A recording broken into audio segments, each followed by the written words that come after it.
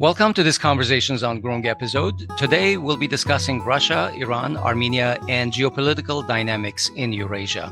So we have with us Dr. Pietro Shakarian. Pietro, it's been a while. Good to have you back. Welcome, Pietro. Barev, it's good to be back. It's good to be back here with you guys on the show again. What have you been up to? I heard you're in the final stages of completing your book on Anastas Mikoyan. So what's the latest? How close are you to publishing? Well, the latest, my Mikoyan book is really in the final stage of production. So I signed a contract with Indiana University Press, major academic publisher, and my book is going to be out by next year. So we're talking about maybe spring or summer 2025. That's when this book is going to be out. This book is the result of 6-7 years of work, deep research in the Russian archives, the Armenian archives. It's a book that probably, I would say it's the first work in the English language on the history of Soviet Armenia, the first original work in the English language on Soviet Armenia in over 60 years, since Mary Matosyan's impact of Soviet policies in Armenia. And so this book is going to be, really groundbreaking for the field of Soviet and Russian history, but also specifically for Armenian studies and Armenian history as well. So it kind of brings these two together, Armenian studies, Russian studies, Soviet studies. It brings together the whole show. And that's why I'm really, really excited. And there's new information. There's information there on de-Stalinization in Armenia, on the Stalinist repressions in Armenia, on the Artsakh issue, on a whole range of historical issues. We have talked about this before. Are you still focusing on Anastas Mikoyan and also his Soviet policies on nationalities and how they affected Soviet Armenia?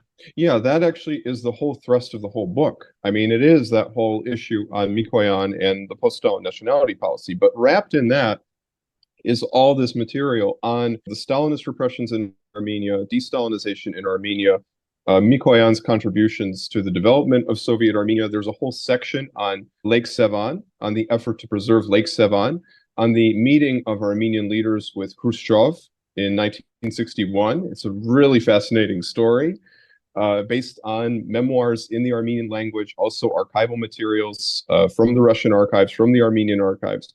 And of course, there is material also on the Artsakh issue. There is material on Mikoyan and his interest in Armenian historiographical problems, historiographical issues. There's, for instance, his discussions on the genocide, on Antranik, on many other issues. So this book contains some really, really amazing information, and it's going to really illuminate our understanding, not only on Armenian history or specifically Soviet Armenian history, but even on Russian and Soviet history more broadly. And actually, my intent, after it gets published in English, is to get translations in Armenian and in Russian. Okay. So when we say Artsakh, do the Russians know that we are talking about Nagorno Karabakh? Yes, they do, actually. As soon as you say Artsakh, they actually know what that means. Unlike most Americans, like I said, I think it was like in one of my other podcasts with you guys, I mentioned how I have a colleague here who I mentioned Artsakh, and he knew automatically what that was. But like I said, if you go on the streets in as you know, in Southern California and in Los Angeles, most likely, unless you're in the Armenian areas, unless you're in the Armenian hoods, people are not going to know what Artsakh is. Okay, let's get started with our topics. Pietro, Russian-Iranian relations have never been closer than they've been since the war in Ukraine began. The Russian, Ottoman, Persian empires have always clashed in the South Caucasus and traded territories between them. But it's only since the fall of the Soviet Union, and perhaps more specifically since the fall and ethnic cleansing of Artsakh, that Russia has recognized how strategic its relations are with Iran in the modern world. How would you characterize Russian-Iranian relations at this stage? I would say we have de facto an alliance. If not legally, at least de facto, you have an alliance between these two countries. And so what brought them together? Well, in the immediate history, we can say that two ethnic cleansings brought them together. The events, first of all, in Artsakh, the ethnic cleansing in Artsakh. And then a month later, you had October 7th, followed by this ethnic cleansing genocide, really, in Gaza. And so those events really brought Russia and Iran together. particularly in the context both of the Middle East and in terms of the Caucasus as well.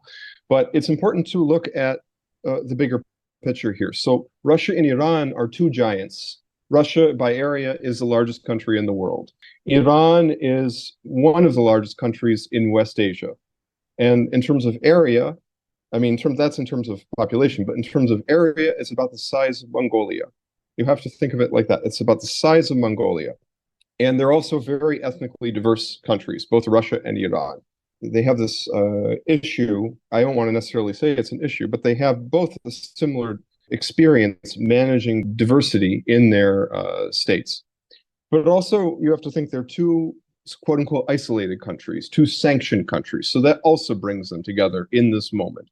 Russia, especially with the war in Ukraine, knows what it's like to be sanctioned to a very extreme degree. And so it looks to Iran as a country that has kind of gone through this already, and that is still going through this. So you have that. But also the geography, again, it's extremely important. So like I said, Iran by area is about the size of Mongolia. But the Iranian plateau and the Iranian state today stand at the heart of Eurasia. And when you look at Iran on a map in relation to all the areas of interest to Russia, you'll understand why for Russia it's so significant. Because first of all, number one, it shares significant borders with the two major areas that form kind of Russia's, I guess you could say, soft underbelly in the post-Soviet space, which is to say the Caucasus and Central Asia. So right there, you look at like Iran has a long border with Turkmenistan. Iran has borders with Azerbaijan and Armenia. But then also Iran has, of course, the Middle Eastern vector. It also has the South Asian vector through to Pakistan and India, through the Indian Ocean. So Iran, for Russia, is extremely strategic, not only, again, in terms of the effort to maintain its influence in the Caucasus and Central Asia, but even in terms of its ideas with BRICS, the connection with India, the connection with China. Iran is extremely, extremely, extremely important. It's really a country that bridges together, you can say, the BRICS countries. So that's kind of why Russia and Iran are, so close at this time. Initially, I thought perhaps the rapprochement between Iran and Russia began with the defense cooperation that was brought about by the war in Ukraine. But perhaps it started earlier when the 44-day war in 2020 shifted the balance of power in the South Caucasus. So I'm wondering if at this point Russia has replaced Armenia, Azerbaijan, well, the entire South Caucasus actually, with Iran in its view of its national security from the South. Well, I definitely think that's the case. I think that, Armenia used to occupy a very special place in Russia's security strategy for Transcaucasia, the South Caucasus, this area. I mean, if we look back even like a few years ago, I mean, that's why this is like so amazing. We look at like, for instance, video of Nalbandian and Lavrov from 2017 in those days, which now seem like a golden age to us looking back. In that period, they were hugging each other. It was a real, real brotherhood. It was a real, real alliance. And so Armenia had this very, very special place for Russia in that region, geostrategically speaking. And now with Pashinyan in power and Pashinyan's actions, Armenia is effectively de facto absent. So what really has happened is Iran is now taking the place of Armenia in that equation in terms of the security strategy, specifically in the Caucasus. But like I also said, Iran gives Russia much more. It helps Russia to maintain that sphere of influence in Central Asia.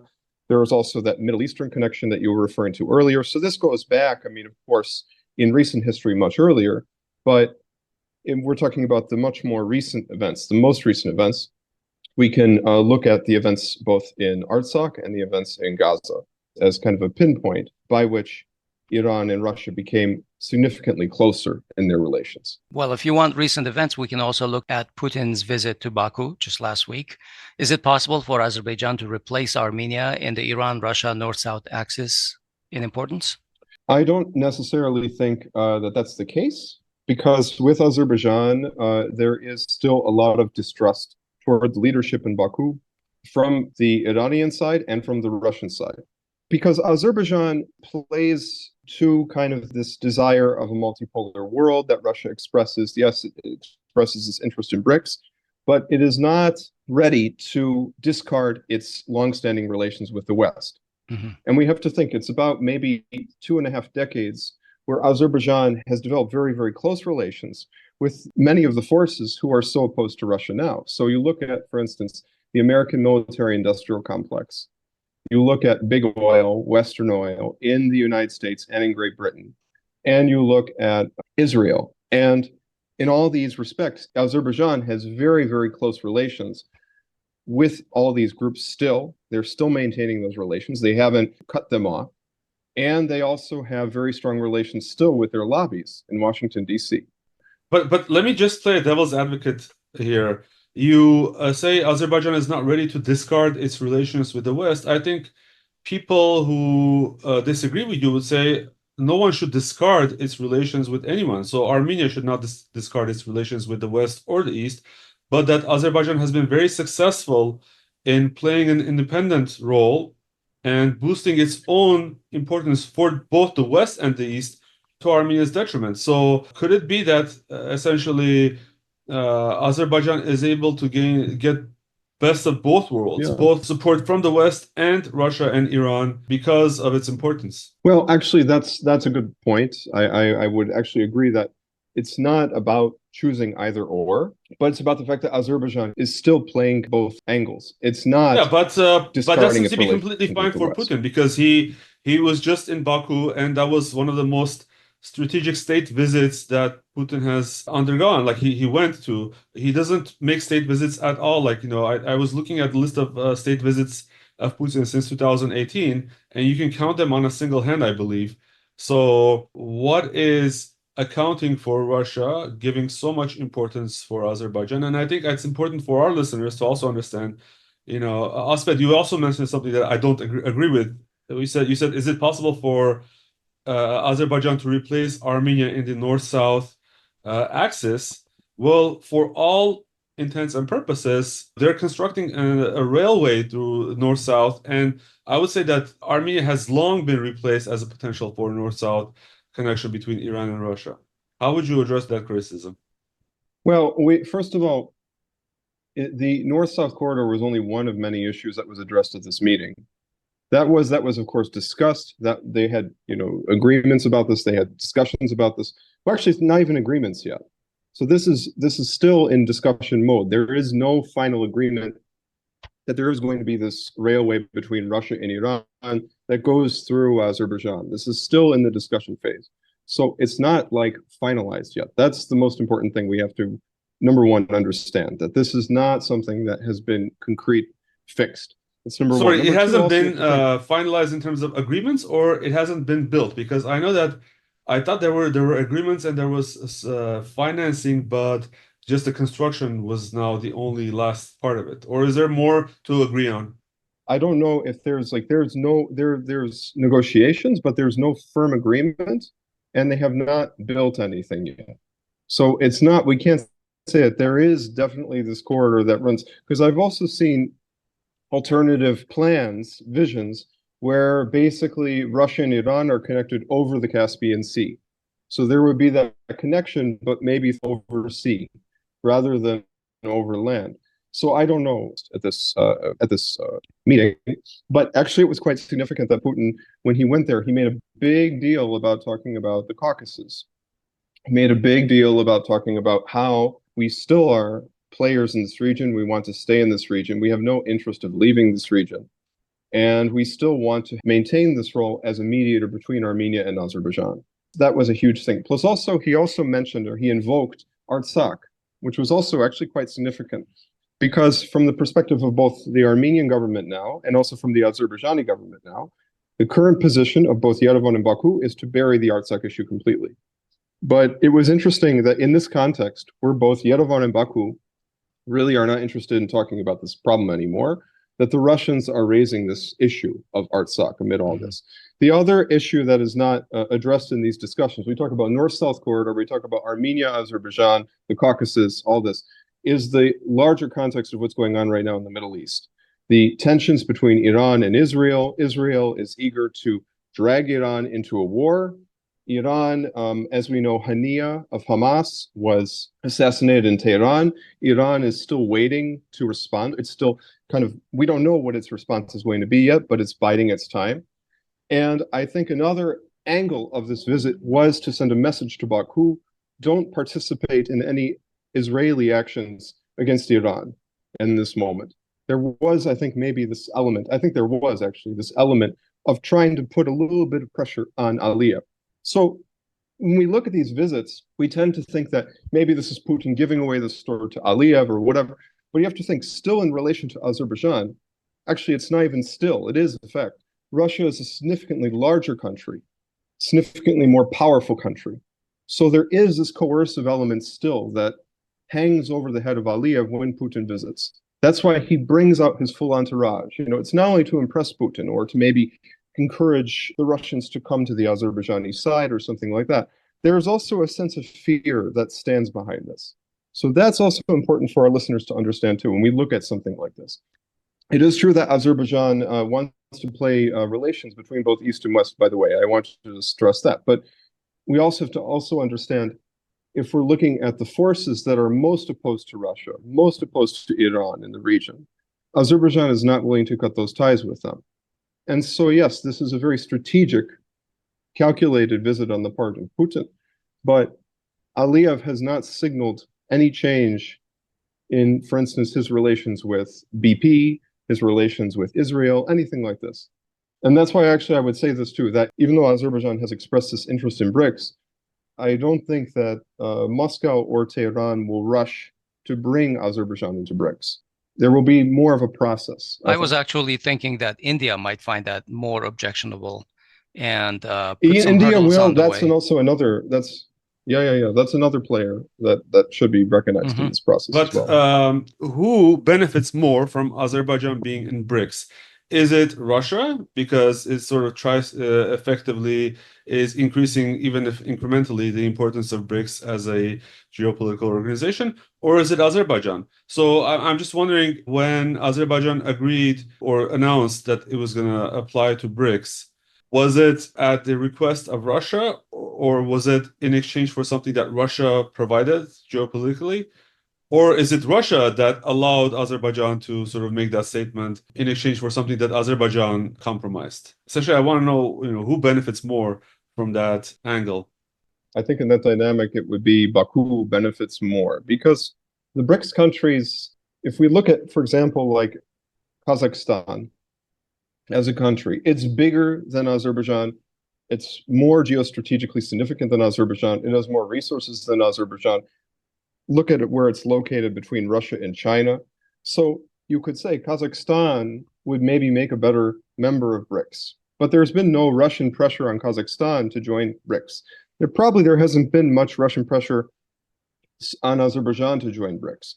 But Azerbaijan is making this statement because it wants to play this card that, we are part of this multipolar world. They want to also rub it in Armenia's face. They want to make it look like, Armenia now, we are getting closer to Russia. We can also maybe make some deals with Iran, and you'll be on the outs, and maybe they'll turn the other way when we launch some military campaign. This is part of Azerbaijan's psychological pressure on Armenia, I think, too. So there's that aspect. But Russia doesn't need Azerbaijan in BRICS. If you want to join BRICS and you're interested in it, fine, Russia will be open to that. But there's no effort on the part of Moscow to actively recruit countries to join BRICS. That actually is not the case. You also have to think of it like this, that when we look at these visits, whether it's also not only by Russia, by Putin to Baku, but also by Iranian leaders. So, for instance, you had Raisi with this dam inauguration on the Artskah River. These kind of visits, they, of course, to Armenian audiences, it's very, very frustrating to see something like this. But you also have to think from the perspective of Russia and Iran, this is smart geopolitics to kind of play with Aliyev, maybe to use him while you can. It's not necessarily that Azerbaijan is this great country. It's that they're playing their chess piece as well in this great game, as we can call it. One thing I will say actually on that, I just want to piggyback on something else too, is that something else we should consider when we talk about Azerbaijan and its diplomatic maneuvering is we have to consider Aliyev's education. Where was Aliyev educated? He comes from McGill. So he comes from the most prestigious foreign affairs school. He was a graduate of it, the most prestigious foreign affairs school in the Soviet Union and now today Russia. And also, by the way, Edward Nalbandian was a graduate of this school, and now he teaches at this university. My point is in bringing this up is that if you have somebody like Aliyev in the room with somebody like Pashinyan, so who is Pashinyan? Pashinyan is somebody who is a political activist. He's a yellow journalist. He doesn't know anything about negotiation. He knows about maybe talking tough on the streets of Yerevan or Ijevan, I don't know. But he doesn't know how to negotiate. So when you have a room where you have Aliyev versus Pashinyan, it's like a shark and a minnow. And that really is actually how it goes down. So that's the other thing we have to consider, that Aliyev, in terms of his diplomacy, he is somebody who's trained in the McGill school. Plus, also, like I said, he's very close to Israel. He has very close ties with Benjamin Netanyahu. And you can even observe parallels between Netanyahu's negotiating style, let's say between with the Palestinians, with Hamas, and the negotiating style of Azerbaijan in relation to Armenia and Nagorno Karabakh. That if we look at, or Artsakh, if we look at how, for instance, whenever they seem to be coming close to an agreement in terms of the Israeli-Palestinian negotiations, Netanyahu ups the ante. He says, like, for instance, you Palestinians, you want to have prisoners released. We want a veto on 100 prisoners. So he keeps on upping the ante in terms of what he wants, right? And the same negotiating strategy can be observed on the side of Azerbaijan in their negotiations with Armenia. So that's the important point to emphasize. Just going back to BRICS for a moment, I just want to mention that Armenia has not applied yet for membership in BRICS. There's been a little bit of talk, and there's some kind of a BRICS-Armenian Business Cooperation Council that was created, but that's not a stage of application. And the other thing that I want to mention, you mentioned two areas, the South Caucasus and the Middle East, that Iran borders. The other country that has applied for BRICS is Palestine. I also want to say one more thing about Azerbaijan, because when we talk about Azerbaijan trying maneuvering between East and West and all this and that, there is now a kind of a narrative you hear from Baku that Georgia, because Georgia under Bidzina Ivanishvili and the Georgian Dream Party is now, pursuing a much more pragmatic relationship with Russia, in a much more balanced relations with Russia and the West, and so on and so forth. Now you hear from Baku that we inspired this, that Aliyev, in his genius, inspired Ivanishvili to pursue a more balanced policy. But in truth, actually, if you look back at the evidence, after Ivanishvili was elected, so he was elected in the Georgian parliamentary elections in 2012, in January 2013, people forget about this, Ivanishvili credited Serge Sargsyan for giving Georgia this example. He was saying that, Georgia should pursue the Armenian way of geopolitics in terms of balancing between East and West, that this is a good model to follow. And in both Armenia and in Georgia, they referred to this as Ivanishvili's Armenian way, actually, at the time. So Azerbaijan did not inspire the Georgian Dream or Ivanishvili to pursue this more balanced foreign policy. This was something that goes back, yeah. I think there's no contest from anyone that Armenia's current, not Armenia's, Pashinyan's essentially horrible provincial level of diplomacy is not helping the situation, and essentially is helping Aliyev basically make loops around Pashinyan. So there is this aspect, whether it is the determining factor in what's happening or not, I'm not sure. I don't think so, but that certainly doesn't help that we have the worst possible diplomatic team, in my opinion, and many of our guests and even listeners, that we have the most unqualified diplomatic team. It's just that there's this question of how much would Armenia be able to gain even if it had the best diplomats working on it. But that's a theoretical argument we shouldn't go into. Yeah. So the point well taken in that Serge Sargsyan was also very, very balanced in his policy, and that's people. Well, not only that too. Actually, Hovik, I just wanted to say this: that actually I have an article coming out that is all about this, about how Ivanishvili was looking to Serge, as a matter of fact. So people were criticizing Serge at the time of the 2018 revolution. They said that, or the so-called revolution. I don't really regard it as a revolution, but this is what insanity. It's insanity to say that Serge Sargsyan was pro-Russian, or he was very balanced. If anything, he was more anti-Russian than maybe we should have been, I would say. But he was definitely very balanced in his foreign policy. He was not pro or anti anybody. He was pro-Armenian. He was pro-Armenian. Exactly. That's the biggest. That's the most important thing, and that's what Georgia is doing right now under Ivanishvili. They're pro-Georgian. I mean, that should be the same foreign policy. That should be the pragmatic foreign policy. If you're a small country in this part of the world, especially with the security problems you have, as Armenia does, then you have to pursue a pro-Armenian foreign policy.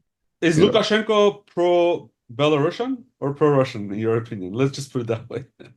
The way I see it is being pro-Armenian means being able to maximize Armenia's benefit, with the understanding that there are some global forces, laws of physics that you can't go against. And I agree with you that Serge Sargsyan did that well. I think that with Belarus being so close to Russia, I think there's also an argument to be made how much Belarus could be independent from Russia and gain more benefit that way than it currently is. But it's interesting you mentioned that, because Lukashenko actually, for a while there, people forget about this because everybody now looks at Lukashenko and Putin and the close relations that Belarus has with Russia in the time of the Ukraine war. But actually, people forget back in 2017 there was the Lapshin scandal. So, of course, now we're looking at this recent issue with Durov, where he was arrested in Paris. And it brought to mind, actually, this whole Lapshin case that happened back in 2017. I even wrote an article about it back in 2017. And at that time, actually, Belarus and Russia really were actually not having the best relations. Lukashenko was actually almost like flirting with the West, if you can believe that. Our listeners won't believe it. But at that time, Lukashenko was trying to pursue kind of a different foreign policy. That I guess you could say that this was pro-Belarusian or whatever. I mean, even more than pro-Belarusian. But what happened was the demonstrations in Belarus, the protest movement against him in Belarus, as we recall, those demonstrations. With that, he rushed to Russia to seek his support in reinforcing his rule when it looked like his government could be overthrown at that moment. And so now he's like very thankful to Russia. Now, of course, in the context of Ukraine, and also you have to think of something else. Belarus, as a country that is in the CSTO, that is very closely allied with Russia, in not only in terms of CIS, but also the union state of Russia and Belarus. It has a very substantial border with Ukraine and also with NATO. So having that close relationship with Russia, especially when you feel that Ukraine is maybe threatening you, or you feel that NATO is maybe threatening you, then that is quite advantageous.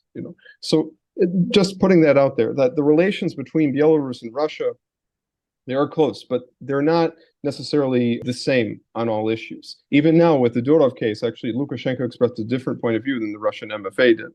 Yeah. So even now, even in this time of close alliance, there are still differences between Minsk and Moscow, actually. It has been more than a month since Ukraine initiated a surprise invasion of Russia's Kursk region, captured villages and towns, and is so far able to hold them. In the 2.5-year-old war in Ukraine, which has always, I think, in Russia's plan, has been a war of attrition, on the surface, this adventure doesn't seem to make any sense. But the chutzpah perspective, I guess Zelensky is showing Putin that not only is he able to defend or challenge Russian advances so far. I mean, slowing down Russian advances. They're able to also mount counteroffensive. However suicidal Russia claims this move was. I may have a different opinion than others, so I want to ask you, what's your take on the Kursk Gambit that Zelensky initiated? What has it gotten him so far?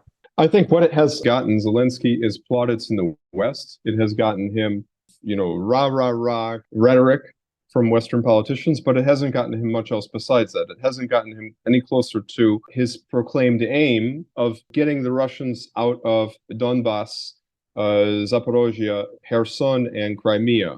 Even Crimea, he has Crimea on the menu, as it were. And that has not gotten him any further. And so really what we can say about this is it's really a PR move, and it's really kind of a desperate move. And also maybe there was this calculus that maybe we could pull somehow Russian forces away from Donbass, but that really was a bad calculation if that's what they were thinking, because in truth, what it really did was it really pulled Ukrainians away from the Donbass front. So it actually weakened Ukraine's position in Donbass. There is some debate actually within Russia itself on this question, whether or not, if you look at the Russian media, there's actually quite open discussions on it. Actually, if you look at, for instance, Aliyev or Bolshaya Igra, you can actually see there is quite a bit of discussion about how to interpret Kursk. Is this a case where there was some Russian failure because the Ukrainians were able to get in?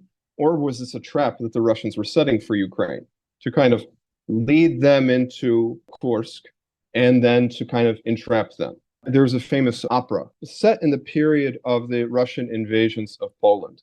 And it's a Glinka opera called A Life for the Tsar, where basically you have this Russian peasant who pretends like, oh, yes, I know where the Tsar is, because the Polish invaders want to know where the Tsar is so they can kill him. And this loyal Russian peasant says, I will take you through the forest to show you where the Tsar is.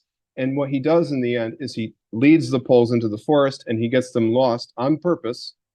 And the Tsar's life is saved, right? So it goes back to this Susanin story, the very, very famous story in Russian culture about this peasant who saves the Tsar's life. And it's a similar kind of a thing. Were the Russians leading the Ukrainians in to then entrap them and destroy them within the Kursk Oblast?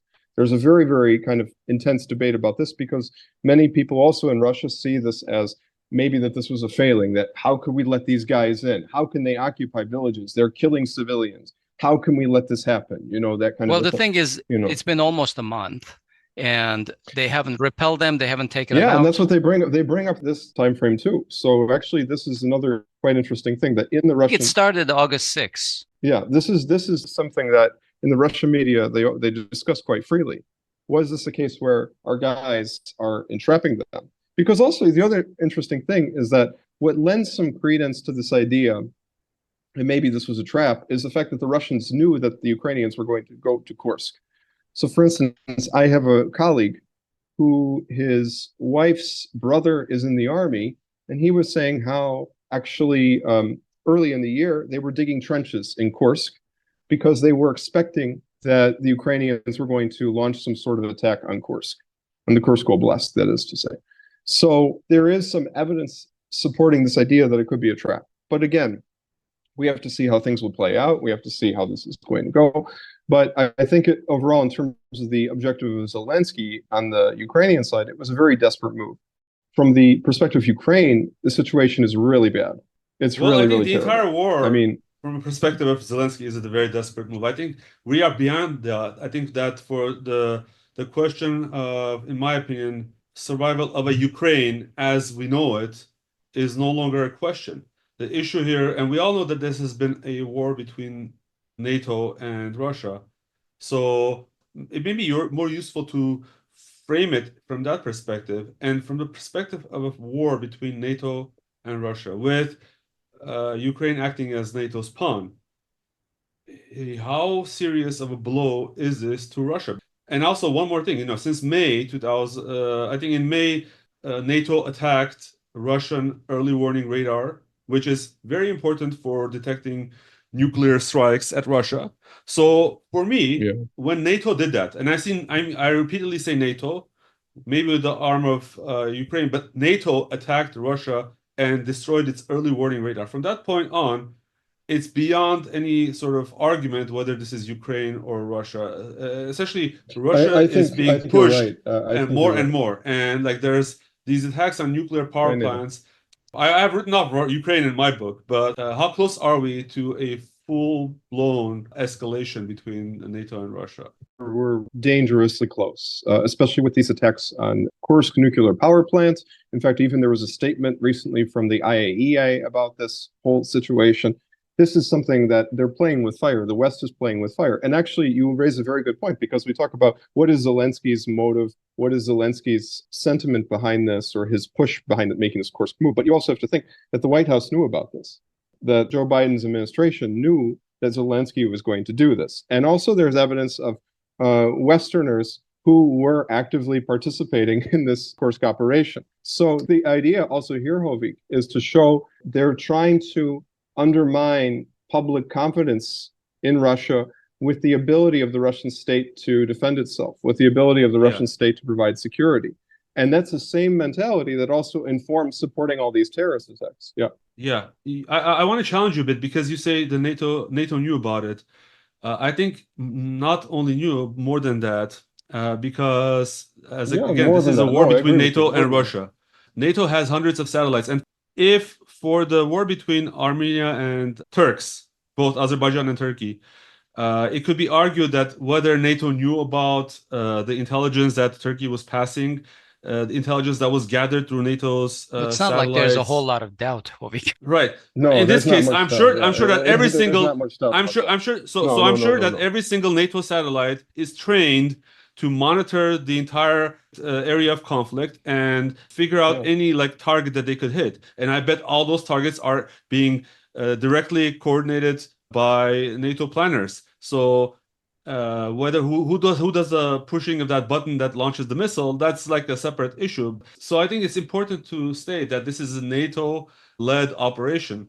Yeah, this is NATO. I mean, this is NATO's using Ukrainian hands. This is NATO using Ukrainian hands. That's so my question then is, what strategic alternatives does Russia have other than it's doing? Because by the same token, okay, NATO has still an immense number of long-range firepower that it can direct at any point in Russia. So if NATO can take out early warning radars that are critical for detecting nuclear strikes, if NATO can instigate these sort of mild attacks against nuclear power stations in Russia, in the escalation ladder between NATO and Russia, what is Russia's next step? Well, I think what Russia's next step is going to be, it remains to be seen. I can't tell you exactly what they're going to do, but I can say that what is the pressure from the society? The pressure from the society is we should not be, go so soft on them anymore. We should go all the way to Kiev. We should take out the regime, because the Zelensky regime this is what people would say in Russia, that this is a terrorist regime that's caused so much. I mean, now it has this Kursk operation, but recently they hit deep into Saratov, which is deep in Russia. You also have all the kind of cross-border raids that they've been doing. There is also the connection between Ukraine and the Crocus terrorist attack. So there is a groundswell of popular pressure for the Russian government to really kind of just end this on Russia's terms, to win this decisively on Russia's terms, to push forward and to really basically take out the regime in Kiev. And already we can say that by Kiev putting its resources into this Kursk Gambit, what has actually happened is, well, first of all, number one, for the Russian public, Kursk is very symbolic, as you know, Hovik, going back to World War II, going back to the Battle of Kursk. So it has rallied the public even more toward, winning this war and defeating it, and defeating the Ukrainian government. Now there's not even talk about let's have negotiations with them or anything. People are saying we're done. It's time to decisively end this war. The other thing is, as I was also about to say, Ukraine itself, from the Ukrainian side, they're not doing very well at all. They have a problem because there are a lot of military wounded and dead.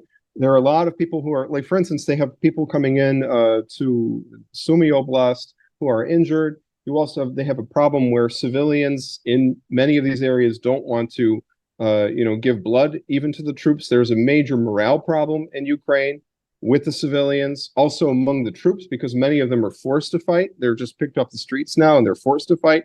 So it's a real disaster for Ukraine. And when they pull forces away from Donbass, which is the critical zone, that's where they're most fortified. When they pull forces away from Donbass to Kursk, that significantly creates more problems for Ukraine. Even Ukrainian MP raised this issue, that when you pull forces away from Donbass, and let's say the Russians take Donetsk Oblast, then there's no defenses beyond Donetsk Oblast. That's the problem that Ukraine has. There's no fortifications like in Dnipro or these other areas. The Russians, at that point, they're going to begin kind of like cutting through Ukraine. So the situation for Ukraine is really not good. Pietro, you mentioned a little earlier that Minsk at some point around 2017 was flirting with the West. I can't remember the exact dates, 2018 or 2019. There was almost a colored style revolution that brought down Lukashenko, but That's what I Putin was immediately mentioning. Yeah. came and supported Lukashenko, so that has continued. Hundreds of thousands have died in Ukraine and Russia with this war. Why didn't Putin do something like what he did in Minsk to support the pro-Russians and at least not have this kind of a war between two countries? If he was ready to go to war, why did he let diplomacy fail? That's a very big question. It's not a question of whether he let diplomacy fail. I mean, it's a question of why did he allow the situation. I mean, it's a big question now in Russian society. They're talking about it. When they say, why did it take 8 years for the Russian government to come to Donbass? Or why did the Russian government allow Yanukovych to fall? Why did they allow the Maidan to happen? Why didn't they do what they did in Belarus or in Kazakhstan? Why didn't they do that in Ukraine? And then all these people would be alive today. There would be no war. There would be no issues. We could also say the same, really, frankly, for the Armenian case. Yes, absolutely. If that had been stopped in 2018, think about how many people would be living today. Absolutely. And so these are very legitimate questions. And I think a lot of it, Asbed, goes back to this idea that the Russians trusted, and Putin personally, were very trusting of the West. And they thought that the West is not going to actually let the Ukrainian government fall. Maybe there's going to be negotiations. They were even thinking at the last minute, if you look back at the Maidan, that there was going to be some sort of a kind of a power sharing deal there with Yanukovych. But then Yanukovych was overthrown the next day. So the Russians, along each step, they were very, very trusting of the West. And now in retrospect, you have people saying, all these years later, you were too trusting of the West. Look at what you've let happen. You've let this go to a war. You should never even let this go to a war. So that's of course, I'm looking at this from an Armenian perspective. Russia has been making some very strategic mistakes in its world outlook, both in the South Caucasus. Of course, I don't know their calculations. I look at them from my lens, both in the South Caucasus as well as in Ukraine. Pietro, you were talking about Belarus and you mentioned Durov. I want to drill down a little bit on that. Last week, Pavel Durov, who is a Russian entrepreneur and IT magnate who was living outside of Russia, was arrested in France. If you're familiar with apps like Telegram or VK, Vkontakte, which was his first success, he's the man behind those. And he had run-ins with the Russian government for refusing to turn over customer data, apparently, according, based on reports. Yet last week, he was arrested in France, and the charges were that he was not turning over information to Western governments or to France specifically, and therefore helping pedophilia, drug trafficking, etc. Part of me this is very sensitive for me because there is rampant drug trade in Yerevan, and it all gets done, or in Armenia in general, and all gets done through apps like Telegram. But as a computer security professional, as someone who grew up in the early ages of the internet when the internet was truly free, it sends shockwaves down my spine to hear that, essentially one of the remaining bastions of free speech where people could actually express alternative opinions is under pressure, is now being targeted. Macron says that this is not politically motivated, blah, blah, blah, just like the Julian Assange case, I guess. So what do you make of this arrest? And is this part of the Russia-West proxy war? Also considering the fact that there were reports that prior to his arrival in Paris or in France, he was in Baku, and there are reports that he was allegedly negotiating with the Putin team on returning back to Russia. First of all, number one, nobody knows. I mean, that question about did Durov meet with Putin in Baku is, again, one of these kind of things that's being hotly discussed now in the Russian media. Did it happen? Did he actually meet him? Do we know that for a fact? And so far, we have not had the evidence that he actually met directly with Putin. Although there are some people who said he met with him, maybe they spoke for a few minutes, maybe they had a very short meeting. So it remains to be seen about the exact nature of this interaction, if there was any interaction between him and Putin. As for the nature of this arrest, some might say it has maybe no Russian motivation or no kind of geopolitical intent or something, that maybe this is just France trying to get a hold on criminals or something like this. But I think it is tied in with Russia. And not only with Russia, it's also tied in with the US support for Israel in the context of the Gaza conflict, in the context of what's happening really in Gaza. Like I said, genocide, ethnic cleansing, what's happening to the people there. And also many other conflicts in which the US is involved with. We also look in East Asia, let's say.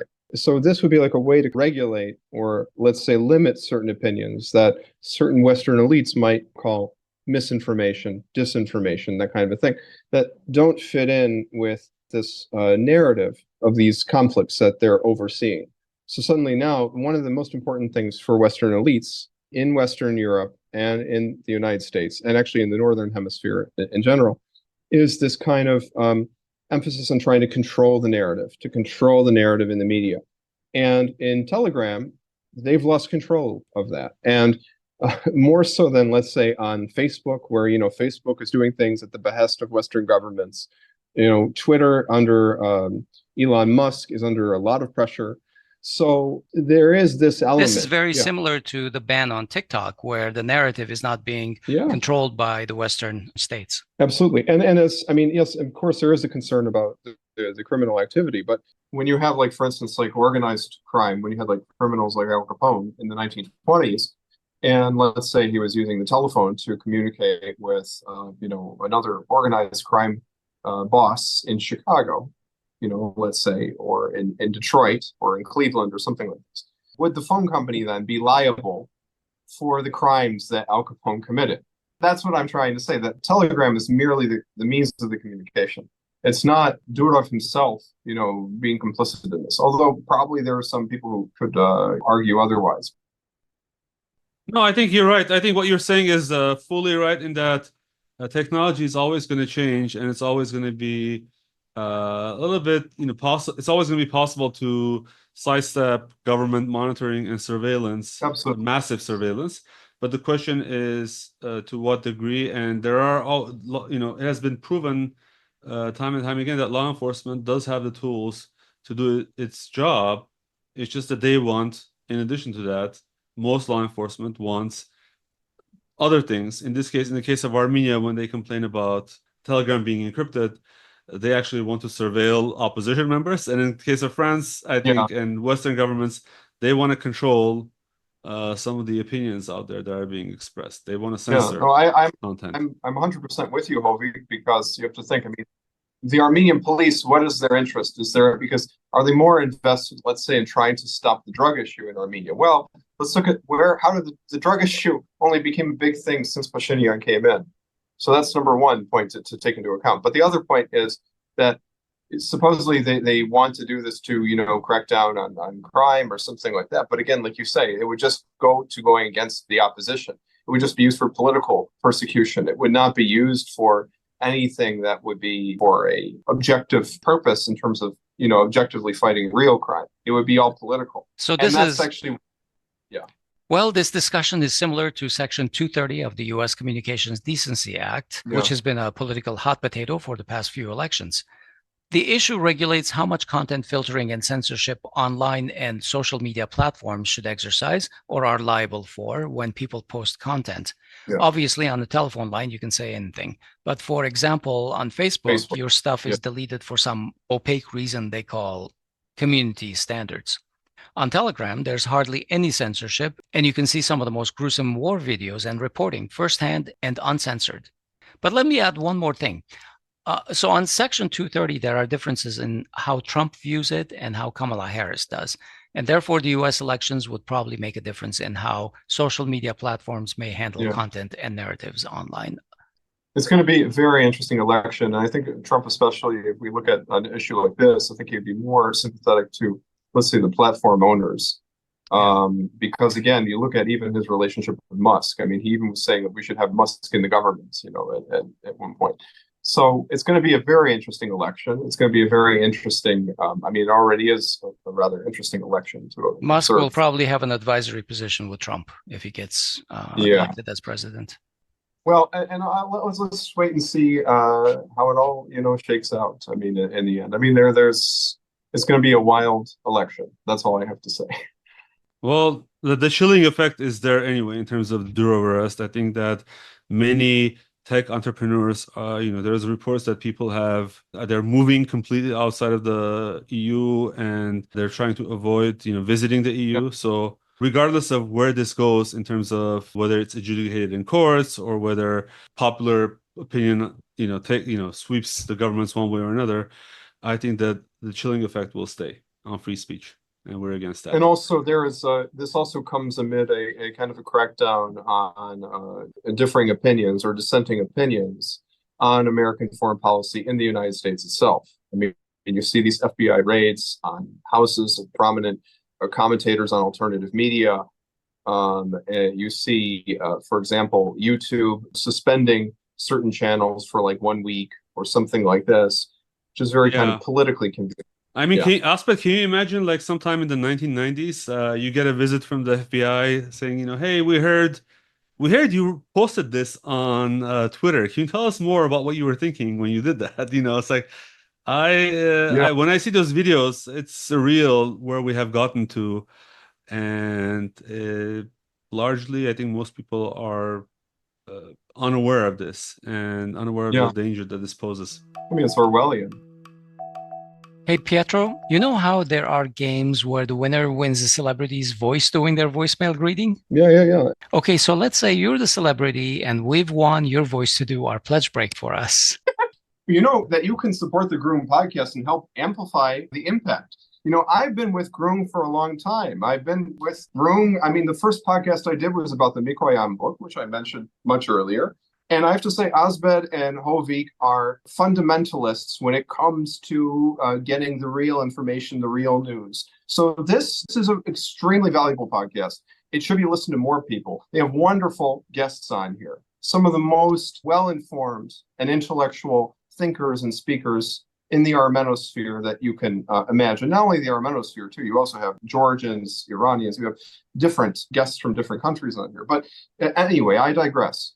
I just want to say, if you want to bolster this wonderful podcast, then I would suggest you do one of the following options. You can either go on Patreon. This is the preferred option. You can join the Patreon community, choose from various tiers, each one with fun names like Lavash Lover or Harissa Humanitarian. Regular contributions through Patreon provide stable support and help the Groong podcast grow. Or you can buy Hovik a coffee.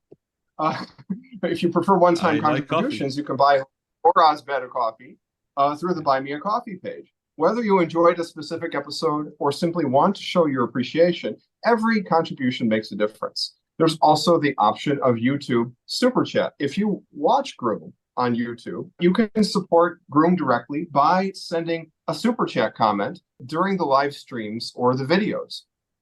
And just to let you know, those contributions, they help Groong continue creating engaging content for Groong viewers like me. I have to admit, I'm a Groong addict, all right? So your generosity fuels the mission of this wonderful podcast to deliver high-quality content, to deliver real information. If you really want to know about Armenia, you really want to know about the Caucasus, this is the place to go. And it helps them reach a wider audience. They would be very grateful for your support, and they would promise that all donations would be used solely to enhance the Groong experience. I know this because I personally know the gentleman behind the podcast, and they would thank you for being a part of their wonderful journey. Well, thank you for that, Pietro. The feeling is definitely mutual between us, and don't take our word for it. We have many listeners and guests just like Pietro who believe in us. Thank you for that as well. podcast.groong.org/donate. Wow. Thank you for that, Pietro. Folks, that was not scripted. Okay, back to our show with Dr. Pietro Shakarian. Okay, well, Pietro, you were in Armenia recently, and unfortunately we missed each other. We planned to have dinner, but one of these days, next time you're here, or next time you're in Armenia. We will, definitely. We'll definitely do that. So tell us what you were doing in Armenia. I understand it was a conference. Let us know where you visited, what you saw, and what you heard. Well, basically, I was in Armenia in July for this international Armenological conference sponsored by the Matan Adaran. I gave a presentation as part of this conference. It was very successful. It brought together, specialists in Armenian studies from all over the world, including Armenian studies chairs from Oxford, from Harvard, from various universities. Even Armenian studies in Japan was represented there. So it was actually quite an impressive event, actually. And as part of this event, we also went to Syunik. We actually went for a book talk at Datev. And that was actually quite interesting in terms of how Syunik is doing at this time. Well, first of all, I want to also kind of address that when we talk about the relationship with Russia, there is, again, sort of this perception that still positive views of Russia, but a perception that they're too passive in their Caucasus policy, that they're conceding too much, or they're allowing Turkey to get away with too much in this region. But at the same time, outright Russophobia in Armenia is very rare. You don't really see that. Relations between Russians and Armenians in Armenia are very good. The Russian language and culture remain very popular in Armenia. But the anti-Russian posturing is something you witness more on kind of the government level. Although I've also been told when I was there in Yerevan, through a well-informed source, that there is an effort by the Armenian government to have a quiet rapprochement with Russia behind the scenes. At the same time, I also see that Russia does not trust this government. And we also see evidence of that in other areas as well. There was one interesting case where I talked to an Armenian-American scholar who told me, because we were mentioning about the ethnic cleansing in Artsakh, that in February 2023, I was approached by the American State Department. And they asked me, they said, you're a representative of the Armenian diaspora, Armenian American communities, or the Armenian diaspora in the US. How would Armenians in the diaspora, how would they feel if the Armenians in Artsakh, Nagorno Karabakh, were kicked out? How would they feel about that? This is February 2023. At the State Department official told this to a very prominent Armenian American academic who I'm not going to name. But that was also one of the things I also learned during this trip. Anyway, so in Syunik, one thing, we were in Goris, and we were in, like I said, we were in Datev. In Goris, it's interesting because, or actually Gyoris, that would also be like the local pronunciation, but the Artsakh flags are everywhere. When you go into Goris, the memory of Artsakh is upheld very well. The signs for advertising or really notifying you about the road to Stepanakert are still there. The Artsakh issue, especially for people in Goris, because they're very close, not only geographically, but even culturally. Even we can say, like, especially also when you go further to Gapan, even linguistically. Like people in Gapan, as you know, Hovik, have the same dialect as people in Artsakh. So this issue touches them much more directly. On the other hand, you also have this issue now with Arushanian. His position in Goris is a kind of tenuous, but still the general sentiment of the people there is very pro-Artsakh. It's actually quite interesting. So that's kind of my spiel on that. I also was actually struck by the villages, because when you drive through Syunik, you see kind of the villages and the area. And really, I can say that not only has nothing really changed since 2018, but actually, in many cases, it got worse. Many of the villages seem poorer than they did in 2018. So that was another observation versus what I saw in Russia. Well, Pietro, there was a recent report. There was a recent report that the population has declined by about 15% in Syunik over the last 4 years. So that probably contributes significantly to a lower economy, lower quality of life. Yeah, absolutely. Absolutely. And so the villages look much poorer.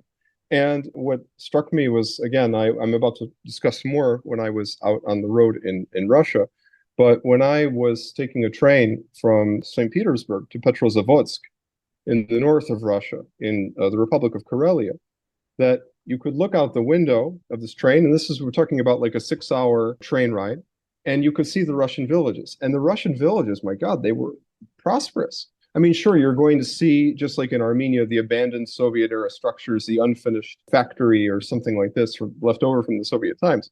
But in general, if you look at the villages that are in both the Leningrad Oblast, or Len Oblast, as it's also called, and the Republic of Karelia, when we cross into Karelia, They're well maintained. Homes are freshly painted. They have flowers, freshly planted flowers. Everything is neatly cared for. So, and also I should say this, that there was a fear in Russia in recent years that are people leaving the villages to go to like the more prosperous cities like St. Petersburg or Moscow, you know. Mm-hmm. And there has been an effort really to encourage people to come back to the village, to rehabilitate villages, to enhance villages and all this and that. So actually the villages in Russia looked really good. They looked really, I mean, I can't say I've been to every square inch of Russia from, you know, Kaliningrad to Vladivostok. I can't say that. You could spend an entire lifetime and not do that. Yes. Yeah, absolutely. Absolutely. Yeah, largest country on the planet. But my point is, at least when you just have a sample like that, you get a pulse of where the country is at, which is really interesting because I remember when I was in Yerevan, there was a academic at AUA who was saying, oh, you know, the Russians, they'll believe anything the government says because they're all poor in Russia. And I felt like saying, oh, if Russia is poor, then what is Armenia?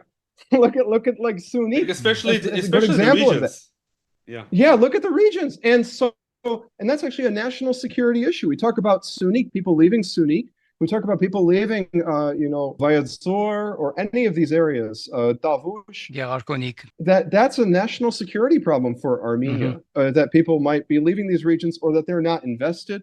Actually, in the Soviet times, if you in my book, I discuss about this, how Soviet Armenian leaders and actually Mikoyan were very big on trying to encourage development beyond Yerevan, because there was a fear that if a war broke out and Turkey, which first number one in the 1930s, it looked like it might ally with Nazi Germany. It even concluded a pact with Nazi Germany. But there was this fear that if they invaded during that time or later on when they became a member of NATO, that if they took Yerevan, then that would be it. That would be all the economic and human potential of Armenia right there would be out because they took Yerevan. And so there was a big effort on the part of the Armenian government, and Mikoyan actually encourages, to spread out development to the regions, to make sure that we have these regional centers like Khapan or Yeregnadzor or, I don't know, Kirovakan or Leninakan, where there was a life, where there was industry. Where unfortunately, none of that has been continued since independence. I don't see that by any government. For example, I visited Gyumri, I visited Syunik. All of them are, compared to Yerevan, they're the third world. Although I will say this, that when I was in Artsakh back in 2014, so 10 years ago already, when I was in Artsakh, I was actually very impressed with how Stepanakert was. It was very prosperous. It felt like a mini Yerevan, actually. Yeah. Whereas if you go to Khapan felt like it was underinvested. So the government at that time, under Serge, they really understood we should invest all this money in Artsakh because it's like our Vahan. Like I always say on the show, I always say about Artsakh being the Vahan of Armenia. So have you actually visited some parts of Russia where you can find Armenian culture and heritage? Well, as I said, I was outside. I went outside St. Petersburg. I'm going to use the Russian pronunciation there. I went outside St. Petersburg to Petrozavodsk, which was another city founded by Peter the Great in 1703, the same year that. So he was in 1703. Peter the Great was busy, you know, creating cities throughout northern Russia, we can say. But anyway, in Petrozavodsk, which is the capital of Karelia. Now, Karelia, again, this is a republic, an autonomous region of Russia that borders Finland. The Karelians are kind of like a subgroup of Finns, and they're also Orthodox Christians. So many of them actually have been assimilating with Russians. But it used to also be a full-fledged union republic, like Armenia, like Ukraine at one point. But anyway, and up there's the Kizhi Island, very, very famous Russian wooden architecture, which I visited, by the way. But the interesting thing is that there is an Armenian community up there, too, as a matter of fact. So I would like be walking up on the street, and I would be seeing, I saw this guy with a hat with the Armenian tricolor, and I thought, maybe he's Armenian. And I thought, I maybe not, maybe I'm just seeing things. But then he turned, and I saw on his back, he had a shirt that said Armenia. So I said, Barevzes. And then we began talking, and the guy said, Duhayas. And then we kind of began going back and forth doing kind of the usual thing.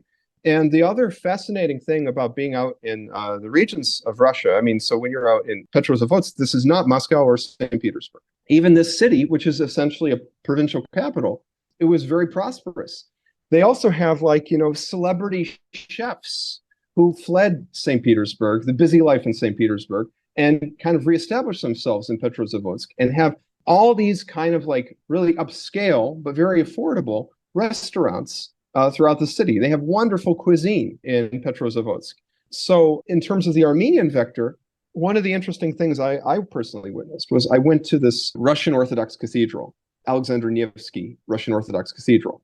And I was there checking it out. Beautiful, beautiful church and everything.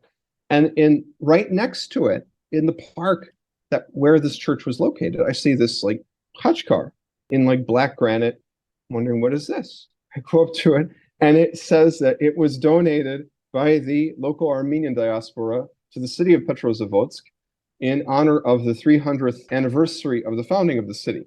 So I was just like amazed that there was even like here you could see the Armenian trace.